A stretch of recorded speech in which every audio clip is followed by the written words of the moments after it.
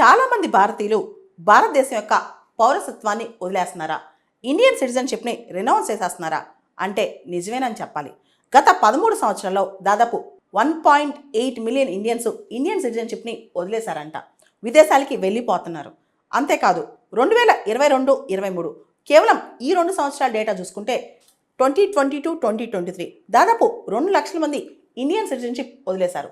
కేవలం 2022లోనే ఇండియన్ సిటిజన్స్లో 66,000 మంది American citizenship తీసుకున్నారు.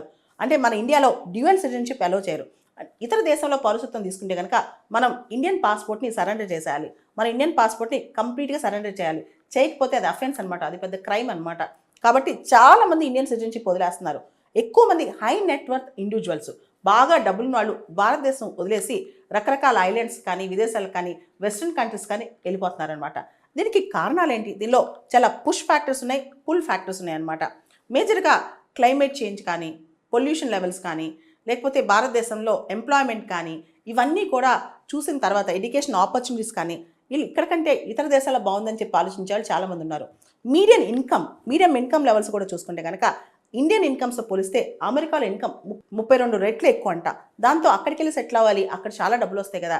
ఎక్కువ మంది యువత చాలా లైఫ్ స్టైల్, మంచి ఫ్లాంబాయింట్ లైఫ్ స్టైల్కి, లగ్జూరియస్ లైఫ్ స్టైల్కి, మంచి ఎంప్లాయ్మెంట్ ఆపర్చునిటీస్కి, వీకెండ్ పార్టీస్కి, దాంతోపాటు పొల్యూషన్ ఫ్రీ ఎన్విరాన్మెంట్, చాలా స్వచ్ఛమైన గాలి, అండ్ ఇంకొంతమంది ఏంటో తెలుసా, ప్రైవసీ. అంటే దేశంలో వీళ్ళందరినీ వదిలేసి మనం ప్రైవేట్గా బతకవచ్చు, ఈ ఆలోచనతో కూడా ఇతర దేశాలకు వెళ్ళిపోతున్నారు అనమాట.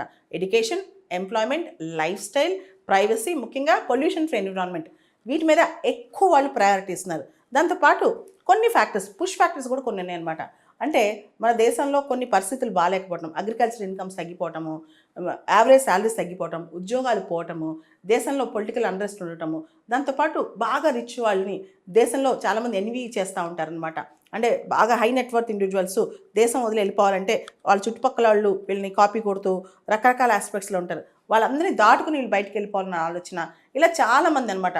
చాలా పెద్ద పెద్ద వాళ్ళు కూడా భారతదేశంలో దుబాయ్లో కానీ, సింగపూర్లో కానీ, ఇలా రకరకాల హ్యావెన్స్లో, అంటే ట్యాక్స్ హ్యావెన్స్ కావచ్చు, రకరకాల లైఫ్ స్టైల్స్ ఉన్న ప్రదేశాలు వెళ్ళి ఇల్లు కొనుక్కోవటం, అక్కడ ఇప్పుడు వెకేషన్కి వెళ్ళటం చేస్తున్నారు. ఇంకొంతమంది అయితే పర్మనెంట్గా అక్కడ ఉండి అప్పుడప్పుడు ఇండియా వచ్చి వెళ్తున్నారు అనమాట. ఇట్లా చాలా చేంజెస్ వస్తున్నాయి ఇండియాలో. ఇక్కడ ఇండియన్ సిటిజన్షిప్ రినౌన్స్ చేసుకుని వదిలేసుకుని వెళ్ళిపోవడానికే చాలామంది ఇష్టపడుతున్నారు అనమాట. యూత్ చాలామంది, ఇప్పుడున్న జనరేషన్ యూత్ ఎక్కువ విదేశాలకి అట్రాక్ట్ అవుతున్నారు. దానికి ప్రధానమైన కారణం ఇండియాలో ఏదైతే వీళ్ళు స్కిల్స్ ఇవన్నీ నేర్చుకుంటారో దానికి తగిన ఉద్యోగాలు లేకపోవటమే.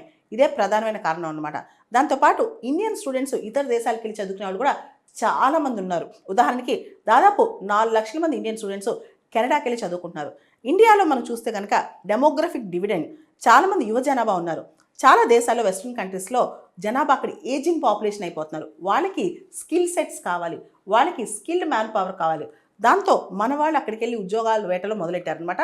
చాలా మంచి మంచి ఉద్యోగాలు అక్కడ దొరకడంతో చాలామంది విదేశాలకు వెళ్ళటం, అక్కడ పౌరసత్వం పట్ల ఆసక్తి చూపటం చేస్తున్నారు. ఓ పక్క భారతదేశం నుండి హై స్కిల్డ్ వాళ్ళు ఎక్కువగా డెవలప్డ్ నేషన్స్కి వెళ్తున్నారు. అదేవిధంగా సెమీ స్కిల్డ్, అన్స్కిల్డ్ వాళ్ళు మిడిల్ ఈస్ట్కి వెళ్తున్నారు. మనం చూస్తే మిడిల్ ఈస్ట్లో ఎప్పుడైతే చమురు స్టార్ట్ అయిందో అప్పటి నుంచి మన వాళ్ళు అక్కడ పనిచేయడానికి స్టార్ట్ అయ్యారనమాట. మరో పక్క గ్లోబలైజేషన్ తర్వాత మన వాళ్ళు హై స్కిల్ వాళ్ళు డెవలప్డ్ కంట్రీస్కి వెళ్తున్నారు. ఈ దిశగా చూస్తే కనుక రెమిటెన్సెస్ కూడా భారతదేశం టాప్లో ఉంది. దాదాపు $125 బిలియన్ ఫారిన్ రెమిటెన్సెస్ మన దేశానికి వస్తున్నాయి యాన్యువల్గా. ఇది చాలా గొప్ప విషయం అని చెప్పొచ్చు. మన దేశం వాళ్ళు విదేశాలపై మోజుతో ఎక్కువ మంది మన పౌరసత్వం వదిలి ఇతర దేశాలకు వెళ్తున్నా అక్కడ వాళ్ళ పరిస్థితులన్నీ అద్భుతంగా ఉన్నాయని చెప్పలేము. ముఖ్యంగా రేసిజం, డిస్క్రిమినేషన్, గన్ కల్చర్, ఇవన్నీ బాగా పెరిగిపోతున్నాయి. అంతేకాదు కొన్ని సందర్భాల్లో వీళ్ళని సెకండ్ గ్రేడెడ్ సిటిజన్స్గా చూడటం, వీళ్ళని పూర్తి స్థాయిలో అక్కడ ఇంటిగ్రేట్ కానికుండా చూడటం, ఇవన్నీ కూడా జరుగుతున్నాయి అనమాట. దాంతోపాటు కొన్ని సందర్భాలు మనం చూస్తే ఈ ఖలిస్తాన్ లాంటి ఇష్యూస్లో కూడా వీళ్ళు అక్కడ మధ్యలో నలిగిపోతున్నారు, అక్కడ ఎవరికి సపోర్ట్ చేయాలో తెలియక. ఇలా చాలా అంశాలు వీళ్ళకి వ్యతిరేకంగా ఫారిన్ కంట్రీస్లోనే, ముఖ్యంగా మిడిల్ ఈస్ట్లో అయితే వీళ్ళు రకరకాల హింసలకు గురవుతున్నారు.